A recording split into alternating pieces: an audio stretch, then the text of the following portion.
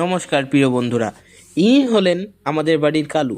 ইনাকে অন্যান্য সময় দেখা না গেলেও খাবার সময় ইনি ঠিক এসে উপস্থিত হয়ে যান। তাই ভাবলাম এর সাথে আজকে একটু মজাই করা যাক। আমি একটা পুতুল কুকুর নিয়েছি আর একটা হাতে বিস্কুট নিয়েছি, দেখতেই পাচ্ছ তোমরা।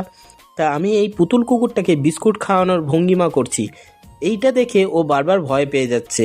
পুতুল কুকুরটাকে যতবারই দেখছে ও ভয় পেয়ে যাচ্ছে। তা আমি এখানে পুতুল কুকুরটাকে বিস্কুট খাওয়ানোর ভঙ্গিমা করছি। এইটা দেখে ইনার কি রাগ হয়েছে বাবারে, উনি গোসা করে ওই দিকে চলে গেলেন।